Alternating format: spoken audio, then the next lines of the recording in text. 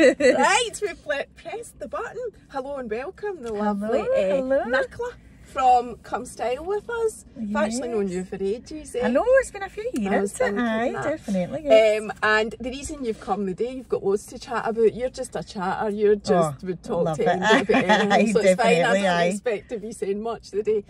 But the first thing that I thought would be good for you to talk about, and we've talked about this, is the fact that you had, do you know what's called this, by the way? Secondary infertility. No. Did you not know that? No. I thought that, I'm going to say this, and you'll be like, I've not got that. But that's what it is. You took 10 years to have Ollie. Now, yes. I know it's no, you're going to explain to us why, but that's what it's classed as if you've had a baby before. But in saying that, do you know, actually, maybe it's not called that because you have got a specific reason. Do you know what I mean? There is a reason for it. Right, so tell us your story. I'll just shut up. So basically, I think it was around about 2012, we decided we would like to try for a wean, basically. But Paul had a vasectomy with his previous relationship. And that is the reason why. Yes. But do you know what I forgot to say about Naomi being 20? So there's 20 years. Yes, 20 years. She'll be 21 in October, and obviously the wee man will be like 1 in April or whatever. So there's 20 years. 20 years. And we decided we just want to try for a wee or whatever. So we got, because Paul got a reversal on the NHS, we were entitled to IVF. Oh really? So, yeah, that's just a thing. Oh, I didn't know that. Which I kind of think is a wee bit unfair, because you think, surely they need to look at the fact that somebody's got a new partner and things have sort of moved on and stuff. Like, maybe folk will think, no, you don't think you're entitled to having. It's not what I mean, but you just think the amount of people that are out there trying for weans, they want a wean, do you know what I mean? So, you know, why no? So if you get a reversal on a vasectomy, you don't qualify for IVF? So basically we had to go private for the reversal, basically. So it was Ross Hall we went to. I'm terrible with dates, so I can't really remember exactly when and whatever. So did you do that? Did you go private with the vasectomy so that if you were going for IVF? No, so the vasectomy, obviously Paul got with his previous partner, so that was when I was in the picture. So you weren't me? I was in the picture then, so that was his previous partner. So we just decided we'd like to try for a wean, and like obviously he got the reversal done. And then it was just after you get the reversal, they sort of get that you can hand in samples and see how things are and stuff. And I can't remember whether it was it 6 years or something after Paul had the reversal. As I say, I'm terrible with dates. Paul could, he could tell you, he could basically deal with that, but I'm terrible for it. So I went for the reversal, got all the sort of tests done, and it wasn't really showing much. And then it was one of the ones like Monklands and that said they would give you like samples, like sample tests. They would do your sample tests for you. And we got a couple done, and I'll never forget when the person actually says to us that it's not impossible but very unlikely. And that was because of the sperm count? Yes, just because they said there was so much of something in it but no enough of this or whatever it was. So I see that was years ago that we were told that, so that always stuck with me. So you just sort of continue to try, but I wouldn't say I was obsessed with the whole, right, it's time, let's go. I wouldn't say I was obsessed with that. I was obsessed with taking the pregnancy test every month. Oh really? Of like, right, is this going to be, because there was a few times in that spell where I was late. I'm sure I was at one point 6 weeks late. And I was like, I mean, surely, and nothing. So I think it just got to the stage where it was like, this just isn't happening. You're sort of like, you kind of hope but you don't, but then you really start to give up hope, if I'm being totally honest with you. And then I would say, before I found out I was pregnant, I would say, which is dead strange, like the year before is when I really started to think about it. Getting to me again. Like really getting to me, and I don't know if it's an age thing, you're just thinking, you know, like this is not going to happen, and then you obviously think about the whole, like, if I've not got the money to go out and spend an IVF, I'm talking here, it's very expensive, it's just, you know what I mean, you think, like, where do you pull the money out for that, do you know what I mean? So I'm trying to think. So then I decided. Was that ever an option? Did you ever think, I wish I could? Aye, of course. So basically, I messaged, believe it or not, I messaged an IVF place in Turkey, right? And it would have been on the 5th of August. I would have messaged them 5th of August in 22. Would that have been right? 23? Would have 22, and it would have turned out with my cycle, I would have been pregnant on the 3rd of August. So 2 days, and I messaged him and I didn't know I was pregnant. Now, me and Paul went to Benidorm ourselves.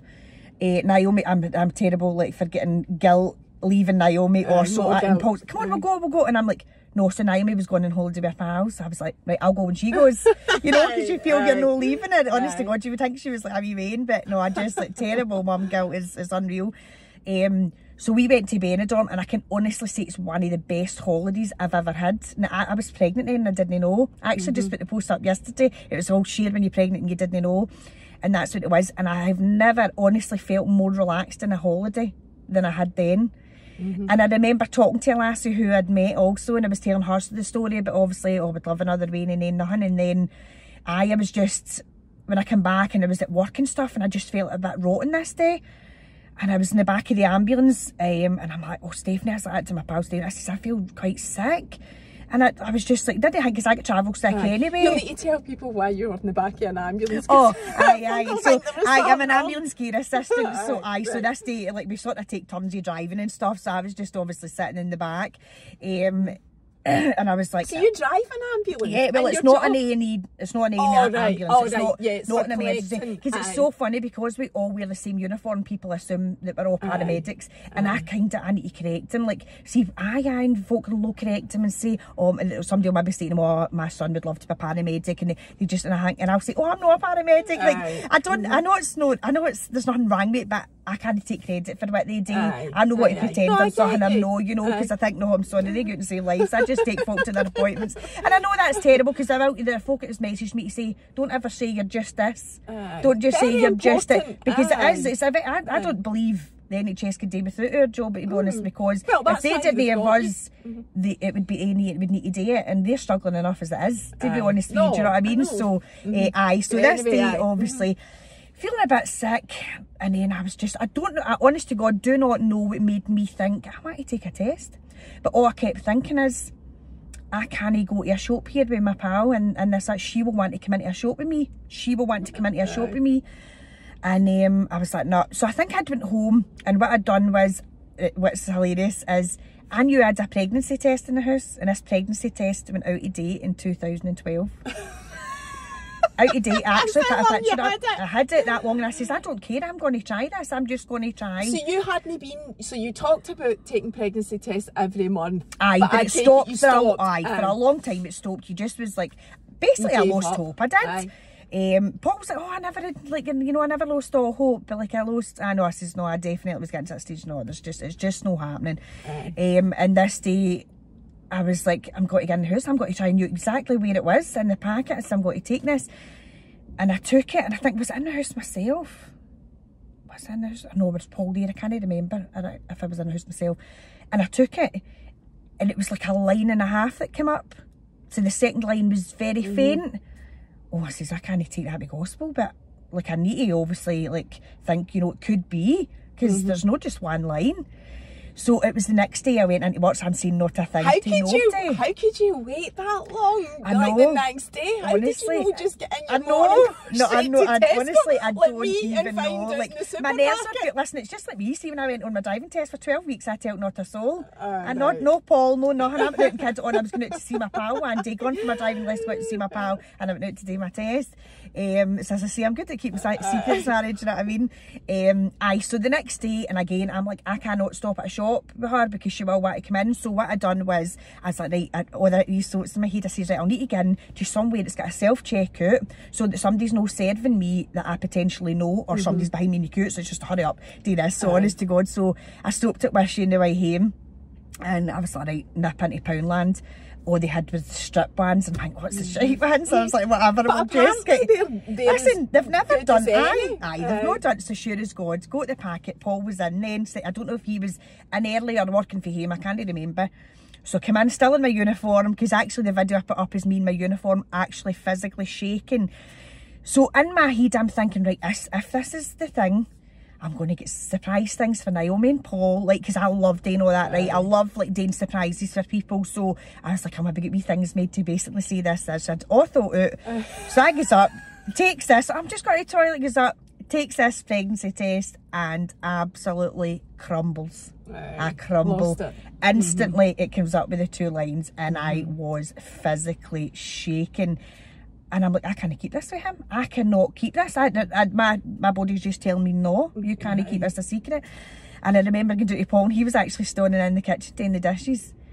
And I was like, Paul, what? And he came through, he thought I was no well or something. I was like, oh, I'm saying, I'm like, and I just said, I think I'm pregnant. And I wanted this. And he's like, right, okay, sorry. And I swear to God, I actually remember him holding my arms as if to say, I need to hold you up, like you. And I'm just saying, oh, I don't know what to do. I need to go to another shop. I need to get my pregnancy test. I need to get this. So honest to God, we went to Morrison's. We get more like clear blue ones. There wasn't any of the digital ones, so we get clear blue ones. Went to self-checkout. I'm like, under the, honest to God, you thought I was somebody trying to keep out the shop. And the did you take them home? Did you not go, see, I did it in the toilet in the supermarket. No, I took them home, done it then, come up clear as day again. And then what I'd done, I was like, how do I tell Naomi? Because I'm not surprised her. So what's funny, she was going on holiday, I think, when they like it. And what I'd done was wrap the pregnancy test up in this toilet, put it in an envelope. So I was like, oh, Naomi, I've got some, she came in, I was like, I've got something for you. I swear to God, she thought it was money. She thought it was money for her holiday night. So it's like, I was like, she's like looking, and she pulls it out, and obviously like amazing, greats, and just, it was just so emotional. And then later on that night, but she's like, right, Jink, we should go and get more tests, and we'll go and get the clear blues. I reckon I took 6 tests or something to make sure, and it came up, it was like 2 to 3 weeks, but I believe when that comes up in a pregnancy test, you're actually running about 5 weeks. Right. So I didn't know that until you sort of read it on, stuff like that, and I said, right, okay. And even at that, I could not keep that secret from my family that night either, and I would ruin every single one of them. And I think that night I was actually meant to be going to, was it Zumba with my sister? And I, God love her, and I was, I'm going to have to make an excuse. I've got a side head, I've got a bit of side head, I can't go. And I did, I sort of lied, and then that night I went down, and she's probably like, why she came down to see me? She's got a side head, she can't quite lie. I said, I'm just got to nip in, I'll just come in and see you, I need to go out for something anyway. And I like hundreds and more. And what the funny thing is, they actually turned around and says, as if, like, is it Naomi's? So she was with me. Paul's like, you go and do your thing, you go and, no, in fact, Paul came to my mum's with me. And so did Naomi, but he let me go to my sister's with Naomi. And they both asked if it was Naomi's, because she's old enough, you know. Aye. And that was just amazing, and I got that in video with everybody's reaction, and I just absolutely loved it. Have you shared that? I did, and I didn't for a long, because my sister's like, Beth, let's take me out, you're not sharing that. And I'm like, oh, where you go, it's memories, stop being like that. And eventually I says, listen, I know this ain't your fish, I'm sharing this. And I did, and I think it might have been round about the time, maybe it was like a year if I knew I was pregnant, something like that. It was round about that time anyway, and I showed the reaction. It was just amazing. I just loved it. And they were howling, they were just howling. It was just, everything they wanted for me as well, to be fair. Yeah, so it was. And then I don't even think it was much long after that I shared it online, because I thought, I don't want to keep it, there's no reason, because I think, you know, and if anything bad to happen, I feel you need to share that journey anyway. So I don't believe in the whole wait 12 weeks. I don't. And definitely also, no. a lot of the time it doesn't make a lot of difference anyway. Exactly. You know, a lot of things happen after 12 exactly. weeks. So I think that as well. I think if you're that, you know, overjoyed, and in your case, 10 years. Unreal. Like, honestly, don't be wrong. Like, see, through the whole pregnancy, it was tough, because like the first, as you see, all the weeks, you think, right, something's going to happen. I would say sort of in the middle of the pregnancy, I felt as if I enjoyed it more, but then towards the end was just scary again. Then I ended up with a high blood pressure. Then I was never out of like the assessment place, the maternity assessment unit for high blood pressure. And then it turns out they never really fully said it, but to me, it was pre-eclampsia. They kept telling me, you've got, it's saying for pre-eclampsia, you've got high blood pressure, you've got that, like, what is it, protein in your urine and blood in your urine and all this, and it kept, I was back and forth, and I'm thinking that this is just, and I was just getting to the stage where I'm thinking, get this wean out of me.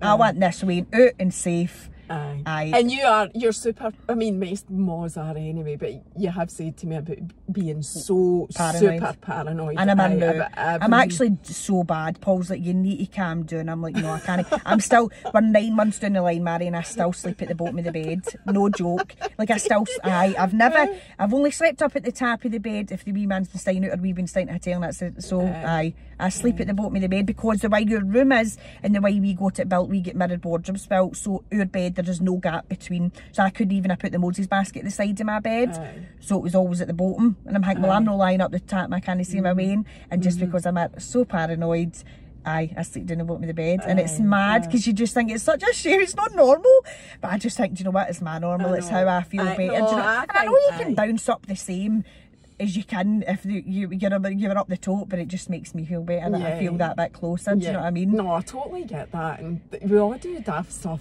like that and have those thoughts and whatever. Oh, it's scary. So you need to tell us your birth story, because you've also got an incredible birth story. So after waiting 10 years to fall pregnant and then getting to the point of giving birth, it really didn't pan out. It didn't it? You know, it's funny how you have plans for everything. I don't always believe that you can pure plan like a natural birth, a section, folk have water births. I don't believe you can plan all that. It's maybe something you would maybe won't, but I just think you can't plan that, because your body will tell you what you're doing, right? But you always have a vision in your head. So my thing was, I want my daughter then. I would love Naomi to be my birth partner along with Paul, right? So that was the whole thing. They would be my birth partners, and that was it.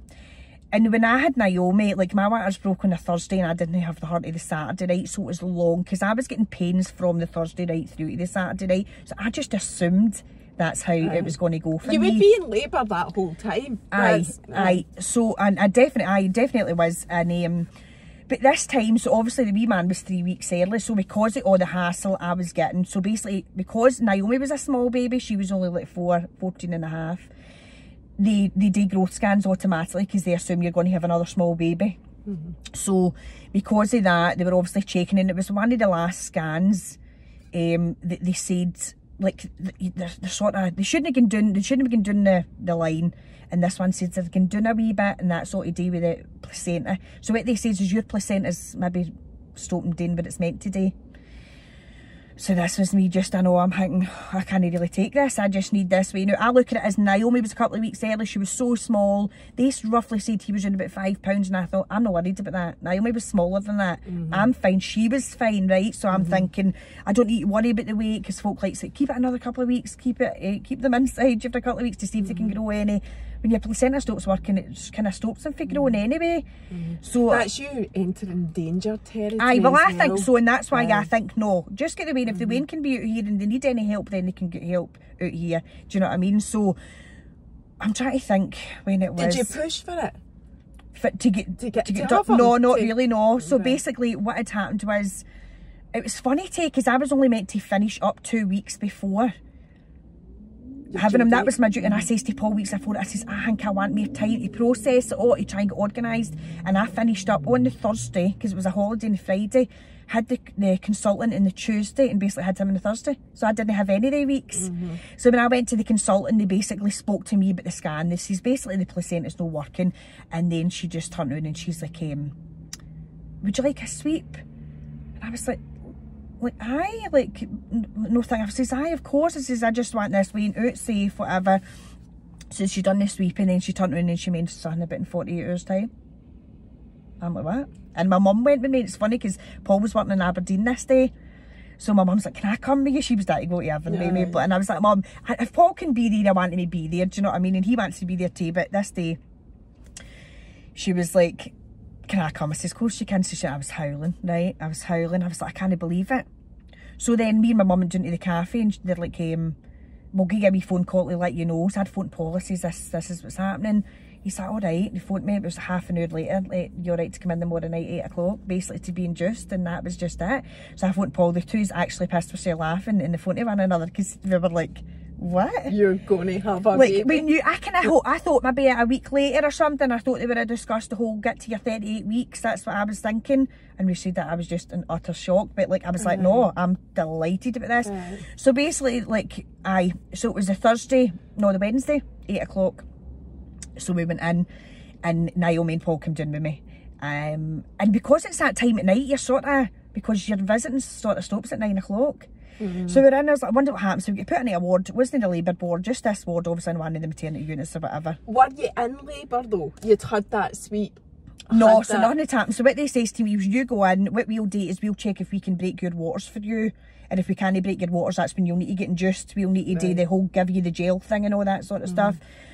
So went in and they basically says no, they couldn't break my water suits, the whole jail thing. So I never knew, I've never read up on like being induced or anything like that, so I don't know what's really involved, so the whole jail thing. And I believe they can do it an all-wear drip as well, I think, I don't know.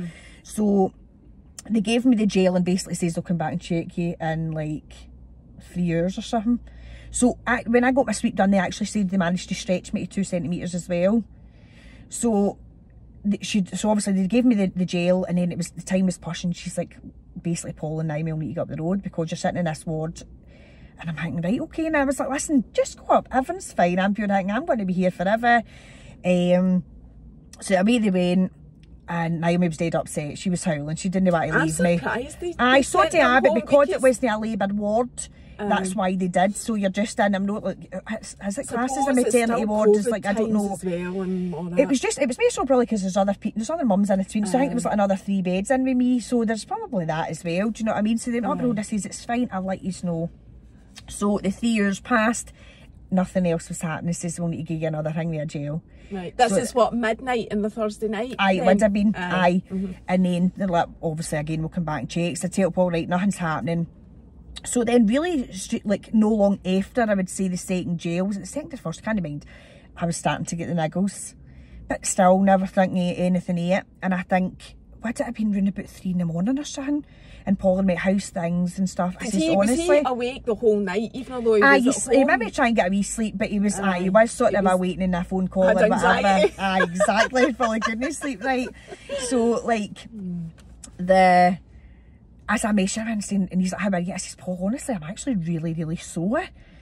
And he's like, oh, I don't really like the idea of you being there yourself. And I says, listen, I'll let you know. Again, I'm still, like, I just felt as if it was either stupidity or naivety, like, if that's even a word. But he thinking I'm no in labour here. I honestly don't even know why I never thought that. No, I get that. When you told me this story before, and I think back to my story, you know, I phoned the hospital at 3 in the morning, you know, going, I don't know what's going on here. This isn't what I've read in books. I don't know what's going on. And it wasn't, even now looking back, I wished I'd asked more quick. I wished I'd just went, what is this? What's going on? 100%. It turned out I was in labour, and when we went to the hospital, similar to you, I said to Keith, never bother bringing any of the stuff in. They're just going to check me and we'll get sent back up the road. No, it was straight into the labour suite. Wow. You know, you just, but I get that. And it is, you said as well, innit? You feel vulnerable and all, and you also feel, I mean, I'm the type of person that's like loud and is dead honest with folk, and I'm hanging, how is it in them moments you just fucking cuddle into this wee shy person and you don't want to say nothing? It's unreal, isn't it? Like, it is. I do think it is very much, you put your entire trust, well I did, entire trust, and whatever you say I have to do, I'll do it, and I'm not going to question it. Definitely, exactly. So I know, and it's you do wishing, and you say, oh, you do that next time you'll do it, and you never did, and you know, it's just like, it's just one of these things. So, as I say, like, just owns the pain and everything, it was just getting unreal, right? And I swear to God, I couldn't lie, I couldn't sit. And I can't remember. You're still in the ward. You're still in the ward with the other lassies. And the lassie comes in, and I was like, honestly, I'm so much pain. And I think by this point, I'd only like paracetamol and something. I think I eventually I get paracetamol and whatever else they gave you, right? And I says, oh, this is just horrendous. She's like, do you want to try a bath? I says, oh, I don't really know. I don't know if I want to. And then she came back in, I think, a wee while later, and I says, I think I will try a bath, right? But I swear to God, I was like rolling, I'm leaning against chairs. I'm like, I don't know what to do with myself here. I really, really don't. So she's like, I'll go and run a bath for you. And I honestly felt like I could hardly walk.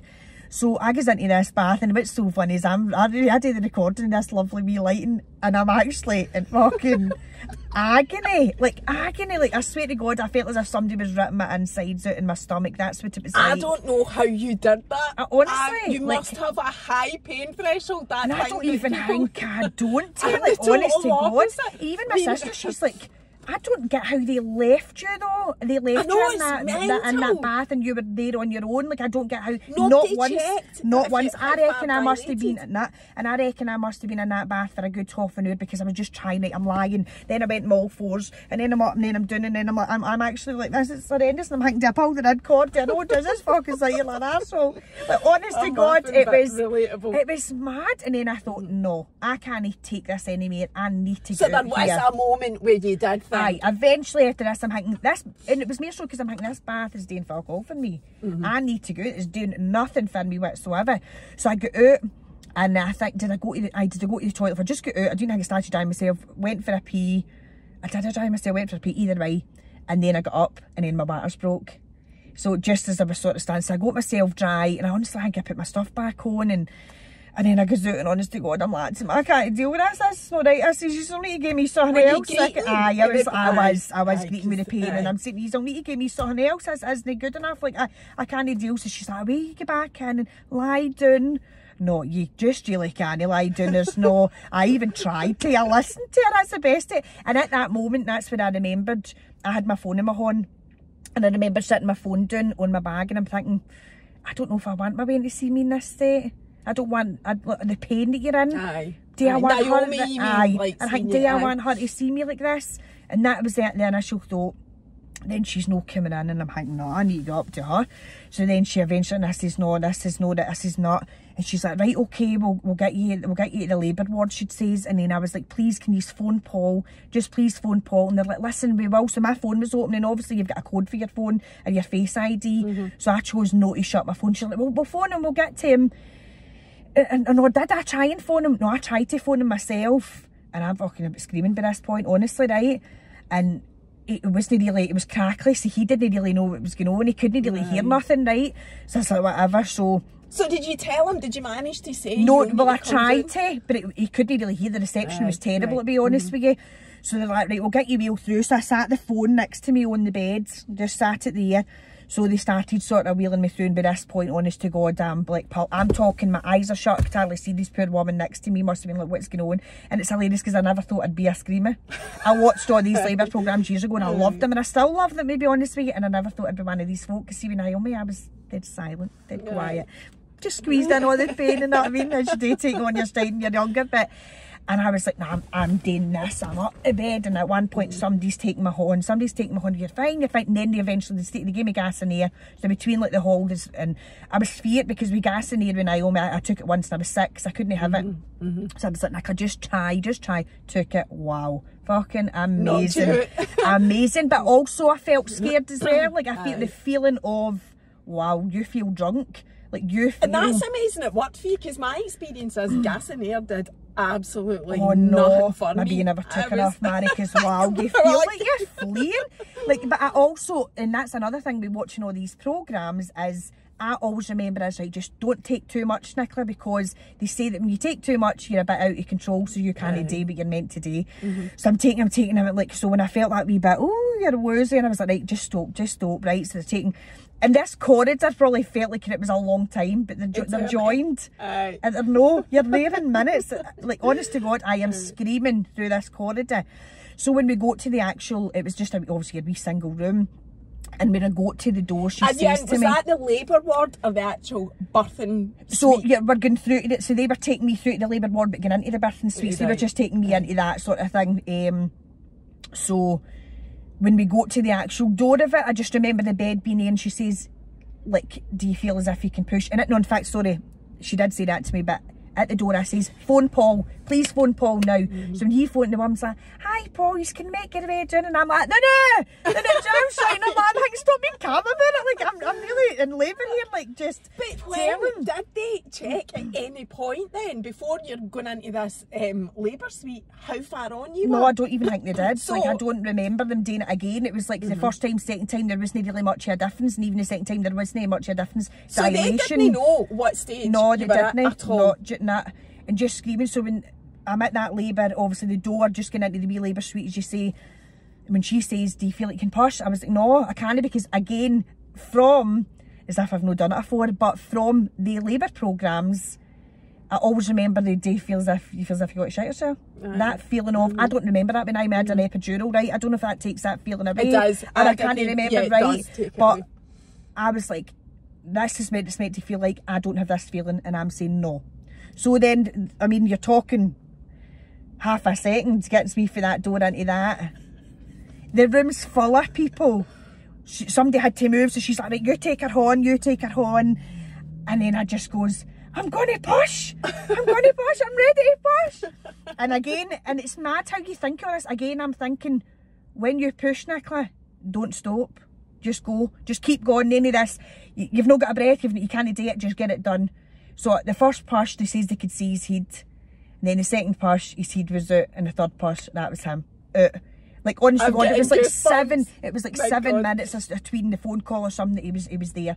So regardless, and hilarious, and I had a bit of makeup on when she got the phone call. But they never, to me, I don't think, they wouldn't have made it anyway. Regardless, see if I thought maybe like, Paul, you don't need to come, I'm really in pain here, you don't need to come down and demand that you come in. They would have made it. But because I never done anything about it really, they wouldn't even have made it. They wouldn't have made it for the bit that I tried to get hold of him. I don't think to get through into the labour. They would never have made it. So what time was he born? 6:09. Right. Aye, 6:09. So you were in labour the whole night, but it's happened like that. Oh, you went, rapid. I couldn't actually believe it. And it's like, obviously when you have him, and I was just so like, you were on your own. Well, they're all there. I just on my own. But I felt gutted for them. Like, I didn't feel gutted for me, I felt gutted for them. I'm like, wow, I've not been able to keep this weighing in until you're here. Like, honestly. And I was like, and I'm saying to the lassie, oh, I'd really love if Paul could cut the cord. Like, I would love that. And then I text now, I swear to God, I'd been about 2 minutes or so, or many minutes, and I says, where are you? But just leaving. Right? And so you couldn't even, because you can get a delayed cord cut, but no for that long. No that long. So, so I know what, for where I start you wish it's not that long, but long enough. And I know, as they say, they do delay it a bit longer anyway. How long did they take? I mean, they would be thinking as well, oh, we've got plenty to... I don't even know if it would have been half an hour. It wasn't even a great deal of time by the time they're getting up and sorted and out and parked and all, right? It wouldn't even have been a long time. But when she phoned, God, when she phoned and says, right, come down, no, that was minutes. I think it was about 7 or 9 minutes or something, as I say, for that, the second phone call to basically say, right, come down, that he was basically here. So they were rapid anyway. You don't, it was like, you know, what I'm saying to you about me saying to Keith, don't even bring the stuff in. It's quite unusual for your labour to be that quick. Anyway, nobody is expecting No, you don't. And they always they say your second wean it is a bit quicker than your first. But I just did not expect it. I didn't expect it. But because they were obviously taking that long, I know I said, right, okay. I was like, can I cut the cord then? Can I just stay? And I was like, take your picture. And I was like, no, I want this experience. If he's not here to do it, and I'll never forget them. And I says, no, don't tell them. Don't tell them that he's so gone. they asked you, do you want to say anything? And I says, no, I don't want it. I done that when I years ago, I know, they didn't have a clue and they're walking in. I says, no, don't say nothing. And they walks in. I just remember them walking in, didn't expect a thing. They honestly did not expect for the rain. And I just went, I'm sorry. Like, and as I said to you before, like, what I say, when you holding him, he was so tiny. He was just so tiny. And he was all wrapped up in whatever, and Naomi's face was just like, that just must have felt like it was a couple of seconds, it must have felt like minutes to her, because she thought something had happened. And I just went, I'm sorry, he's here. And their faces, they're like, what? And it was like, initially Naomi was dead upset because she wasn't there and stuff, but then you get out, Paul's probably delighted. He was like, oh, fantastic, wee man's here safe. I've not listened to her screaming for, you know. So the initial of, oh, you're gutted for them, I get out it quick. It was what it is. You can't really plan it out. And, you know, the biggest thing, he was here safe. And that is the main thing. And I'm going to, this is just my own personal opinion. I am no one of these people that had the plan of a birthing pool and all this beautiful ideas of what it would be like. I never had any of that. I was like you. I had, on my birthing plan, I had, I want everything that's gone. I don't want to exclude any kind of drugs. I want everything, because I'm a big fairy as well. I don't like pain. But do you know, all I was going to say, so I ended up with forceps, which is a horrific experience. The whole birthing experience for me, wouldn't it have mattered if Keith and that were there? Wouldn't it have mattered to me? I did not enjoy the experience at all. Any at all. And that's the thing, folk need to normalise it. It's not always. I know. You don't always enjoy it. It's the same with pregnancy. You don't always. Hated pregnancy, hated birth. And even when it came, so Keith got sent home. Lola was born at 7:45 on the 23rd of December, night time. And they said to me when they were wheeling me up to the ward, like, Keith can come up to the ward with you, but it was approaching 10 o'clock at night. He'll need to go home. Like, you know, they said to me, he'll need to go home. So she was only like an hour and 15 minutes old. But I shit myself.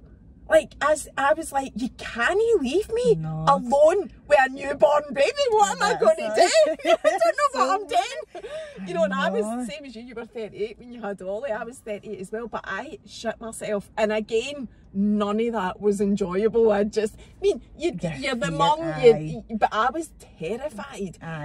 So I never had any of that, pure, I mean, I loved her obviously, and I did look after her, but I didn't get that overwhelming feeling of, me and my baby and everything's wonderful. And basically, there's loads of folk that happens to right enough, definitely. Aye.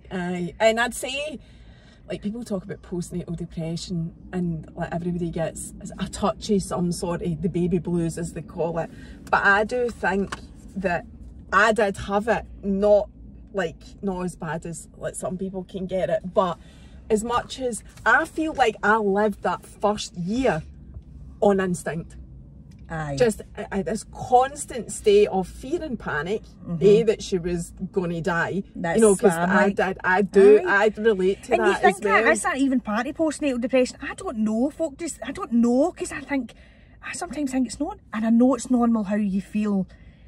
I don't know, folk just go on with it, didn't they? And I don't mean it. I'm getting on with motherhood, taking my stride that way, right? Like, I feel as if I'm a dead natural mother. Like, even when I had them, you say you didn't have that experience of the loving.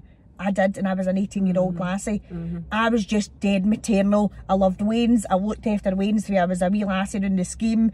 Like, I just did, and that to me was just everything. But and I was like that. I took people's babies I was dead maternal as well. But when it came to the moment of having my own, I just went into absolute panic. And as it's a mad experience, because I just feel as if every day is a panic. As I say, I've spoken to a phone about the baby-led weaning thing, like the whole, I want the Wayne to try. I want it, but wow, see every gagging. No, that's fine. Come on, pal, I'll get you that. Wow. And that's interesting as well, because you've talked about, and I haven't planned any of this, what I was going to say to you, but this just came up now.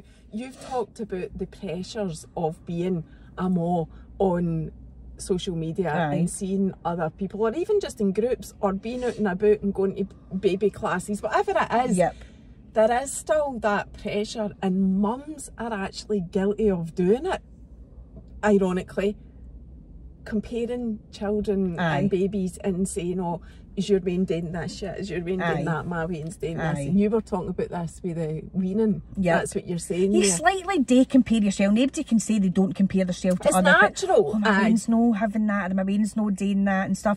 But it is normal. And every week, every Wayne's different. As I say, I can't imagine. My nephew was walking at this age, 9 months he was walking. I can't imagine me Ollie can't get out the house walking.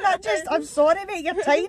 You shouldn't be walking, but you do compare with other folk doing it, and I think there's a slight pressure of, am I letting him doing a bit? But then there's also a slight, you think, no, but he's fine, the most, I'm not saying I'm not feeding him, I'm feeding him, but I'm feeding him, and and I'm trying to give him bits with lumps in it, but I want to feed him the new, and the rest all can take the spoon and he can put it in his mouth, and he's good, but I don't want to add the bit, because that'll just make my anxiety even worse when it comes to the whole panic. And I'm a massive advocate, you do what makes you feel better, because you've been stressed out your box isn't any good to him. No, you've definitely been like that. no. And milk's the most important thing for them right until they're a year, so it's like, as I said to you as well, nae Wayne grows up and goes to a job interview and gets asked, when did you start eating solids and start walking? It is so irrelevant. I know, it really is. The whole life. And you probably compare, how's Dino doing it? Is making the milestones? Is he doing this? And you think you shouldn't be. Your Wayne's fine. Your Wayne's fine and healthy. Doing what they're doing, just let them be. Do you know what I mean? Because I sometimes have a slight feeling, because the Wayne, he's no crawling yet, right? And he's trying to get doing that flare. But I have a slight guilty feeling, because the place is an uproar. I mean, we stay in the house. It's a 2-bedroom house. No room for nothing. I swear to God, it's like a fucking creation. You walk out of my living room, there's no room for nothing. And I think the wee soul maybe doesn't get enough flare time, because there's no fucking flare for it to get any of that time. And you feel so bad. But then I think, a date now and again, or sometimes you feel as if it's like circles, right? You're doing in the flare, you're up in your high chair, you're in your jumper, you're doing this. And it's like Groundhog Day sometimes, because you're just trying to give them a bit of everything to entertain them. But it's just mad. So see the differences between being a mum now at 30. Are you 39 now? It's your birthday. 39. You just turned 39. Yep. You had him at 38. Being a mum, giving birth at 38 compared to giving birth at 18. I don't know if I would say there's a slight difference, and even being the mum thing, I would say that my biggest thing is you sort of fear that you're older. So, and I know it's a normal age, and it's still a normal. In fact, I've been watching TikTok now, and there's a woman on TikTok. She's been getting stick for having a wean at 40. Calm down, people. Oh my God. Leave the woman alone. She wants to love a wean. What is wrong with that? Like, what is, honest to God, and it's like, folk just want to just say an name, didn't they? It's like, get their name in a bit of everything. Age is just another thing that people can be horrible about. I think. Definitely. Like, I've experienced it myself. You know, it's just like ageism is an actual thing, and then there's the whole what we're saying about judgment anyway. People are, and I wonder, it'd be interesting to know the type of people that are actually judging that woman. Is it other women? Is it other mums? What is it? Definitely. And the statistics prove that women are more trolled than guys are online. 100%. Isn't it too right? It's just nuts. Crazy is definitely. But it's like, what were you saying there about the whole, I mean, just to be old, and that's what it was. Like, I sort of think, oh God, and that sounds terrible as if I'm an old woman, but you sort of think, am I going to have these years with you? Am I going to, you know, because I had Naomi so young, I've grew up with her. She's my best pal. Like, the relationship we've got is unreal. And you think you still want that? Is they going to look at me as being, I'm an old ma? Do you know, instead of the cool ma that you were before because you were younger? Like, there's that, and it's funny because Paul, I'm not saying he's jokes, see if I had to fall pregnant again. Aye, what if it happened again? Paul's like, oh, no bother, dating a heartbeat, right? And I'm like that. But what's mad is I went for 10.5 years thinking I want another Wainty. Oh, I don't know, like, we're getting older. Like, you slightly worry me. So I think, of course, you'd be delighted, but I think, oh no, there has to come a point, I think, no, I need to take something. What I says to Paul, I'm not on anything again. And I says to Paul, I think I'll get to the year. You mean contraception? Yep. I says, I think I'll get to the year, and if nothing's happened, then I need to, because I don't even know if I don't think my nerves could take it. Like, Paul's older and I'm older, and I think, I don't want my baby to grow up with nobody. And it's mad because I didn't think that with Ollie. When I was pregnant with Ollie, and I did not think like that. I slightly think like when he's here, but no as much. But I think now there's another way to come along, and I don't know why. It's just very strange to go on for something to thinking you want to think, oh, I don't know. I don't know if that's the right thing to do. It's dead weird. It's dead weird. So I would say that I wouldn't have I don't know if I find it any different. I don't think. There's obviously loads of different things you say. The baby-led weaning, the things on social media, the pressures, you didn't have all that when you were young because all that shit wasn't about. Did you live alone when you had? So basically, like, I had her in October and I get my own house on the March. Were you always a single parent? No, I was with her dad for like a year after it. Right, okay. So we were together for like 4 years, but we through the full pregnancy we were together. And so then eventually when I was pregnant. Wow. I think it was just the age, you know, young guys, just he was older than me, just a young guy, and just a lads that just wanted to do his own thing, you know. I'm the one delighted that I'm pregnant, maybe not so much. When I was like, wow, this is just like amazing. Obviously their initial fear is, oh, what the fuck am I going to tell my mom? I burst out greeting the doctor, and he's like, what are you greeting for? He actually says that to me, what are you greeting for? I said, I need to tell my mum and dad. And I think initially my mum and dad's reaction was like my mum, I walked in and she's like, what is it? Because I walked in early and she's like, what is it? And I was like, shut, you been sacked? Don't know why she thought that. And I was like, shut, you're pregnant, aren't you? And my mum and dad had a pub at the time, so she phoned my dad out, he came over and he bolted out the pub. Because at the time, I know when I was pregnant with Naomi, I was getting chest pains. Before I was pregnant, so I was getting ECGs and all that. They thought it was something wrong with me. So my dad bolted out the pub to come out and see me, but only, you're talking seconds free, there was the pub for your house. And he came in and tell he's like, oh, is that right, Ian? I thought it was something wrong with you. But then I think after my mum was like, I think he'd a wee great to say my wean's having a wean, because I was the first to have the wean and things like that, you know. But it's just, I was delighted. So you were a single parent? Really, I was. Listen, I had amazing help for, like, obviously, Dad's always been part of her life and still is a part of her life. Her gran has been amazing. She's got two brothers and a sister.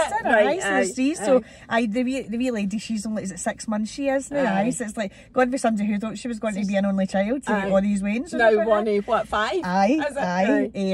So... and the thing is, we've always been very amicable anyway, me and her dad, you know, you have the odd argument about daft things, you know, but we went to every parents' night together, and stuff like that, so it was always kind of like that anyway. You'd fight, but then you'd be amicable, and that's just how it is. So that's good for Naomi as well, do you know what I mean? How did you cope as a single parent? 18 though, I mean, for me, that is so hard to imagine, because I personally was so immature at that age, and it's a massive responsibility. Lots of people have babies much younger than that, you know. I'm not throwing shade on the age. But I had loads of help as well and stuff like that, do you know what I mean? I don't even know, I just got on with it really. I found it hard, but I also don't remember how hard it would have been as well. I know it sounds strange, like... you're quite a positive person though. Like, I think when it comes to it, I just adore Wayne's, and I think, how can you not be positive? Like, that's how I think. Like, I know there can be wee shits and stuff, but like, oh no, I just love it. I mean, I just got on with it, because my mum used to, bless her heart, she used to always feel dead sorry for me, right? So see, when I stayed in the flat, I loved my flat, right? And I swear I miss it to this day. And it only took my house because I got offered a back and front door, but I miss my flat. It was massive, and it was just, I loved it. But my mum, I went to college, believe it or not. I'd done my hairdressing, and I was fucking scunnered. And I actually said, I'm going to college to do construction. And I did, and I done construction, and I built walls, and I working done welding, and I done this, and I loved it. And I worked with my uncle for like about 6 months doing gas engineering, and I loved it. But it was just, he was sort of paying me his sale, but then I couldn't claim it because I couldn't get tax credits, and I'm thinking, I can't live on this. This is no good for me, because he put my cousin through his gas engineering as well, and I wanted to be like that, and it didn't happen. But I used to go to college. It was me and take the rain out in her buggy, take her into nursery, and my mum just she just always so... You're amazing, hen. You used to get up, go to college, drop the rain out, and I don't know why she felt sorry for me. I just kept going to me. Her heart melted for me just all the time. You just got up and I just got on. So what did you do work-wise then? What have I not done, Mary? See, to be honest with you, I get very bored with jobs. Like like my first job was body care years ago, and I was like 16, and then I left that to go and do my hairdressing, and I did qualify as a hairdresser, but then I get really fed up. How could you afford to put Naomi into nursery and work? Did you get... We don't get a place because of college. Oh, right. Oh, so she was at the old 50s nursery. That's a big thing. Well, she had a free place at one up near me as well, and then a 50s nursery, which I loved at the time. She went into that, so it was that. And apart from that, I wanted to be... I'm the type of person, see if I can raise my brain. And I'm not saying nursery's good for them, and I don't mean that. And Nolly will go to nursery. But if I can look at my own brain, that's how you know what I mean? That's how I've never been very career-minded. I've just always focused my way, and that's how it's been for me, and that's how I would want it to be. But I done my hairdressing, went to construction, worked with my uncle, worked in pubs. And then I'm trying to think. Did you work at your mum and dad's pub? Aye, so when they first got that, I was at school, so I couldn't. I just used it for singing karaoke and getting into the lounge every day after school. I spent hours and hours in that lounge when I was no down at singing. And then eventually when I done collecting the tumblers. When I was young, it was brilliant, because me and my pal would do it and be like, oh, I wonder if there's any nice looking guys. And that would go in the hall, it would be brilliant, you know. And eventually when I was aged, then I'd work in the pub, and then I ended up working in the commercial division in the nightclub. And then I can't even... Commercial? Had a few nights in there with my pals. Aye, and then, what was it? My pal had messaged to say that her next door neighbour was looking for somebody in the pub with a bear interested in getting out and working there, and it was like a wee pub up in Cambusnethan. Best wee pub to work in. She was the best boss. That's the one that's having the cancer charity doing. I can't go because it's the day before the christening. And she's just amazing. And I worked here, but then it got to the stage I was just, I'm fed up with this. I loved it when it was mobbed on the weekends, but it was like when you were doing through the week, it was like the same old faces, the same old shite stories, and I'm thinking, I just can't deal. And bless, when I told them, like, I actually great telling them, because it was just one of the things, because I love working there as well. They're like, please, Nicola, we'll do anything to keep you. We'll not put you on the weekends, we'll not do this, we'll not. I says, I just need a change. And the thing is, I went and worked in KFC, do you know, it's like, what? And what's mad is, like, I loved my job in KFC as well. I really, really loved it. And I eventually left because I was just getting annoyed with people. There was like a lot of young ones coming into work, and they weren't working the same. You think, I know they're not getting paid the same, but just do the job. I don't care what job you're in, just take pride in it. You know, like, I know folk, it's a stopgap for a lot of people in it, and young ones, it's like if they're at uni, they're this, and they go in, and they just don't take pride in it. And I think it's a job, just do what you're meant to do. And I thought, I felt myself getting angry, because I used to get asked if I would like to move on to like team leader, and I do believe I could have, and I think I don't want to get into these sort of roles for the wrong reasons. just so I can tell folk off, because I feel as if that's what I do, because I just want them to do their job, make sure the place is clean, give folk good customer service, just do the right thing, do you know what I mean?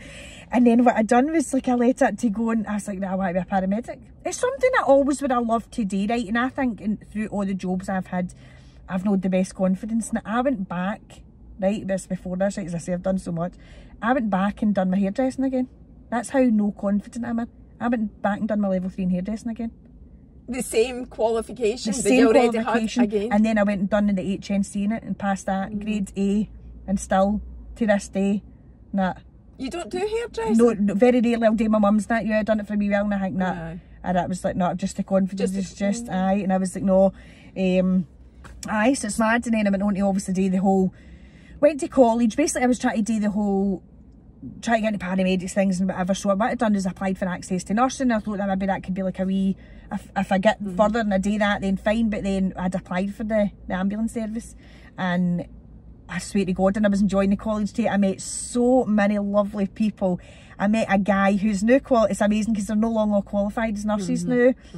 And I met a guy who we laughed, we laughed every day. Every day. He was amazing, and honest to God, it was just brilliant. And I can't mind how long I was in, and I get the phone call to say, was it an interview or was it the job? Was it the job? I says, oh, I don't know what to do. Was it an interview, son? I was like, and they're like, Nicola, what are you doing? Like, why are you doing? It's like the ambulance service, the phone, you'd get an interview and all this. And I went into it, obviously intentionally want to be a paramedic, and then obviously done this job and thought, right, you can maybe work your way up. And then it's just like, the job's amazing, but you work with certain folk, it's just, no. And I think you get them in every job. And they shattered me, and I ended up with anxiety. I was after about 6 weeks. We just like, you know what, working alongside, like, there was somebody, but because I'm relief in the job I do, right, so I've not got a certain shift, so as much as I'm based where I'm based, when you're relief, you can be in anywhere in Lanarkshire, like Cumbernauld, Coatbridge, Biggar, whatever. So you don't know who you're working with a lot. So that's what I'm, and they wouldn't break breath to you. You're working in an ambulance with them all day, and the only time they spoke to you was like when you had a patient. And even at that was a struggle to get them to even talk to the patient, let alone yourself. So that I struggled with, and like I was going in and I was feeling nervous every day at work. And I'm thinking, what is wrong with me? But I'm also the type of person who says, get on with it, Nicola. Just get on with it. You're sound, you're absolutely sound. Had you suffered with anxiety before? Never. Well, see if I did, I never really knew about it, because I feel as if it's one of the things that you're not really taught about a lot when you're younger. You really know. You're not educated about it enough, I don't think. So I just thought, oh, I'm sound, I'll go on with this. Until it was just a day, I'm thinking I could literally feel my legs were like agitated, like really restless legs. Folk get that when they go to sleep. I was getting this when I was out of my work, and I'm thinking, what is this? Why do I feel like this? And then I came in one night, sat on the couch, and I just felt it rising through my chest. Like, I have never felt my chest rattle the way it did. And I instantly phoned the sick line, and I was like, nah, I can't do this. Did you connect it to stress or anxiety? I felt as if it was through anxiety, just the way you was feeling. Just like obviously getting into work and just feeling horrific about the whole situation and being anxious about going to work, who I was going to be on with. And then, so then when I was at, I think I was after about 6 weeks or something, basically told one of the bosses, I says, I don't want to work with that person again. And they sort of laughed. And I says, no, I'm not kidding on. I'll not be doing it. Oh, and it was like, all right, as if, oh, you're no kidding on. I says, it'll not be happening. Did you feel bullied? No, I wouldn't. No, the person is the same way every day. The person's the same way every day. I just feel it's strange. I can talk to the world. You know, I just think, you know, see if there's this same person actually I worked with in my first ever shift, and they never broke breath. Boxing Day, never broke breath to me. Who does that? See if you get somebody new in at work, you want to help that person. You want to, you know, date everyone to make them feel comfortable. Well, in my eyes, you should do that. You do the right thing. And it was just horrific, and I was off, and I was just a nervous wreck. And I spoke to like a lassie through work and stuff like that, obviously help you wait and whatever. And she was amazing. And what is mental is all I was doing was having a chat with her. She wasn't doing anything other than like a pal. But see, every phone call that lassie made to me, it felt amazing. It was mad, and then it went back. So I genuinely feel as if it put me off going any further with the career. And that was paramedic?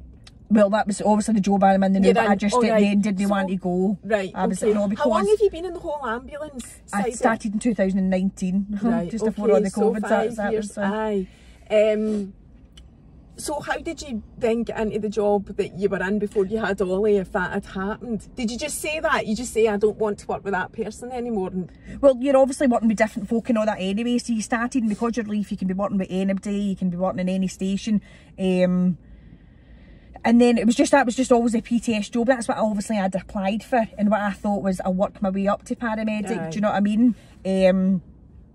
And then it was just, I just decided for then, oh no, I can't take this any further. Like I can't bring myself, because when you go on to either do technician or paramedic, you're then again back to the leaf with working with people you don't know and whatever.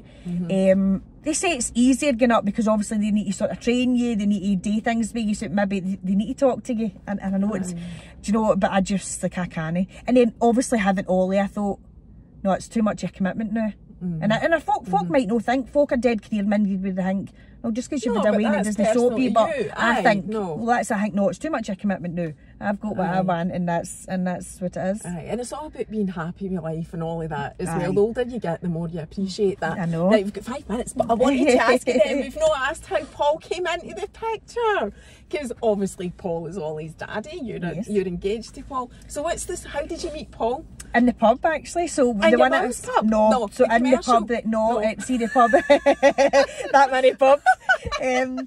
The pub that obviously I've seen the boss, like I loved her or whatever, so he obviously drank in there. Just made him just blethered, and he was just, Paul was very much, Paul's a reserved guy. Paul is a total opposite for me. Like, Paul cringes at my swearing, and I've actually done well on the other day. I actually watched. You swear that much? No, I swear I put a story up the day and I don't know how many fucks I said. It was quite, and I thought that. But you know what? It's who I'm at, and I don't mean it. It's just what I do. Oh, really. You don't need. You're among pals. You don't need to justify that. And it was just in the pub, and it was just. I just thought, I like you. There was just. He's older than you, eh? Paul's 55 this year. Is he? I thought he was the same age as me, because I've been saying stuff about my childhood. Paul does anybody ever believe his age? Paul never believes his age. No. So he's 55 in May. And it's like a 16 age gap.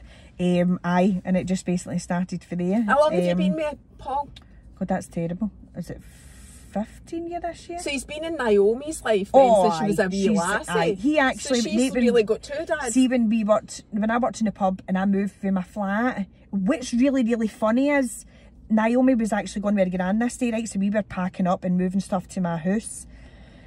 And obviously Paul wasn't in my life quite then, obviously I knew him and whatever. Naomi was going to air dancing, she'd had wee green leotard on and whatever.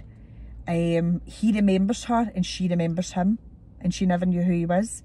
She says, I'll always remember him, and my mum was the exact same. He came out and he got his pick up for his work years ago, and he gave me all the guys for the pub, they all chipped in. There was no hiring vans, it was just all the guys done it for me, and they took everything there. And even my mum will say it's mad how I just remembered the big man. I just knew, and Naomi was the same. Back in the day, that's how flittings happened. The best hired vans and all of that. To do that now, I don't be like that now, because I don't know as many folk. You don't see as many folk, obviously. I know, the life has changed, everything's social media. So I just met, and then it just really went for there, So we've not even talked about your page. I want to get that in before we go. So really, the way that even although we know a lot of the same people, well, I say a lot of the same people, but you're North Lanarkshire. Is it New Mains that you live in? Wishart, right. Paul's New Mains. Right, that's where I'm getting that for. So my friend Suzanne was married to my uncle. Your and uncle, actually just fun pictures the other day, and Terry's actually was my godfather. Was he? So my mum the other day found pictures of my communion, because we were looking for a specific communion picture of mine for my dad's best pal. They're going out the Moraway the day with him for an overnight for his 60th, and my mum's like, we need to find that picture of Big Willie and you and your communion. And when I was looking through the picture, she says, that's right. She says, my Uncle Terry was my godfather, wasn't he? She says, aye. Terry and Manty Francis, and it was like, she says, aye, that's who it is, aye. It's mental. So your Uncle Terry was my Suzanne's husband. Yes. And they got divorced anyway, but Terry also what happened? He just died. I'm sure it was a massive heart attack. That's terrible. Because I'd obviously told you the story about me working and going to the Hug Me Dance. I went to the Hug Me Dance and I was meant to be engaged that night. What was meant to I was meant to get engaged that night and then so it's really out. a small world. We know a lot of people. And do you know, Suzanne just messaged me a fortnight ago because you tagged me and I'd shared it, and she went, "That's Terry's cousin, did you know that?" And I went, I've known for ages. You'd said it to me. And she went, "How mental is that? I didn't realise there was a connection." And I told her you were coming on getting the lift because you've actually got quite a good story. So I was saying that to her. But anyway, we had connected through social media, but then there's people that we know, that we both know, because you do your page Come Style with us. But that's kind of changed now, that page, because was that not a joint page with you and Naomi? See, really, when I started that page, I loved it like you haven't done anything. I would more so I started it for Naomi. I know the potential Naomi's got. Our Naomi has had amazing style for she's been a young lassie, right? And I know it's something she would love to do. And I kept saying, come on, we'll do a joint page. And we'll go, and as much as she's doing her accounts and all that stuff, like, but she would love all that. And I was like, she's so got the potential for this. So I was like, come on, we'll do a wee joint thing. And I see at first I was like, no, pure affront it. Like, she wouldn't answer, she wouldn't come on story, she wouldn't do nothing. And I says, Naomi, like, just do a wee talk. So nah, and it was just all this. And then eventually she sort of she was still posting on her own as well. And then I was like, you know, she's drifting away and I'm all right with that. But she's getting confident and doing her own thing. I am totally fine with that. And she started dating talking stories because it used to be, Mum, go to the room. I can't do talking stories in front of people. I don't really date in front of Paul, but I would date like, I'm not saying I couldn't. I've done my wee hauls, like my shopping hauls and things like that in front of him or whatever, but he just looks at me as a fucking redneck, man. Look at his face, man. He's just, honestly, I know, I just feel as if he reminds me of Keith. Honestly, it's so funny, just like, it's comical, total opposites. So when she sort of like drifted away, I was like, right, brilliant. And then I says, I'm always taking the credit for you becoming confident. I don't care. I was telling you today talking stories, and she come on, eventually done it now. Not a care in the world now. She'll do it in front of me.